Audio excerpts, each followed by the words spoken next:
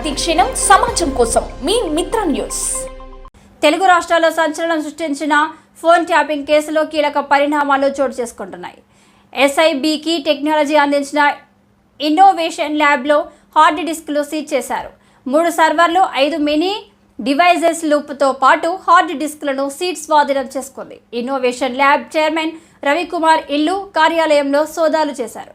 అలాగే బెంగళూరు, హైదరాబాద్ కార్యాలయాల్లో సోదాలు సిట్ అధికారులు నిర్వహించారు. రవికుమార్ ఇంట్లో దాచిపెట్టిన హార్డ్ డిస్క్లను అధికారులు స్వాధీనం చేసుకున్నారు. ప్రతిపక్ష నేతల ఇళ్లతో పాటు 3 జిల్లాల్లో ఇన్నోవేషన్ ల్యాబ్ కంట్రోల్ రూమ్లు ఏర్పాటు చేసింది. మినీ కంట్రోల్ రూమ్ల ఏర్పాట్లలో రవికుమార్ కీలక పాత్ర పోషించారు. ప్రతిపక్ష నేతల ఫోన్లు ట్యాపింగ్తో పాటు ముఖ్య నేతల ట్యాపింగ్లో కీలక పాత్ర పోషించారు. ఫోన్ ట్యాపింగ్ వ్యవహారంలో ప్రణీతారావు ఇన్నోవేషన్ ల్యాబ్ సహకారం తీసుకున్నారు. ఎస్ఐబికి గత కొంతకాలంగా ఇన్నోవేషన్ ల్యాబ్ టెక్నికల్ సపోర్ట్ అందిస్తుంది. ఈ నేపథ్యంలో సిట్ అధికారులు ఇన్నోవేషన్ ల్యాబ్ ప్రతినిధుల స్టేట్మెంట్లను రికార్డ్ చేశారు.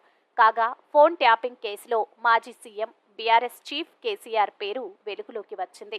స్పెషల్ ఇంటెలిజెన్స్ బ్రాంచ్ కేంద్రంగా సాగిన ఫోన్ ట్యాపింగ్ వ్యవహారంలో కేసీఆర్, ఆయన కుటుంబ సభ్యులు, పార్టీలో ఆయన సన్నిహితుల వ్యవహారాలను చక్కబెట్టేందుకు తామంతా కలిసి పనిచేశామని టాస్క్ ఫోర్స్ మాజీ డీసీపీ రాధాకిషన్ రావు పోలీసులకు ఇచ్చిన వాంగ్మూలంలో తెలిపారు.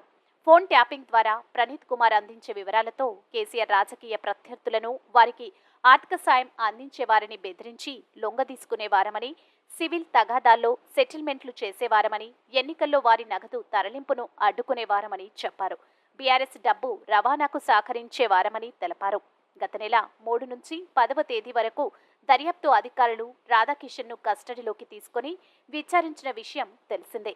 ఆ క్రమంలో గత నెల 9వ తేదీన సేకరించిన వాంగ్మూలంలో రాధాకిషన్ పలుమార్లు అప్పటి సీఎం కేసీఆర్ పేరును ప్రస్తావించారు. పెద్ద అయిన కేసీఆర్కు చిన్న విమర్శ ఎదురైనా చిరాకు పడేవారు. అందుకే ఎక్కడా ప్రభుత్వానికి వ్యతిరేకంగా నిరసనలు, ఆందోళనలు జరగకుండా అణిచివేసే వాళ్లమని వాంగ్మూలంలో రాధాకిషన్ పేర్కొన్నారు.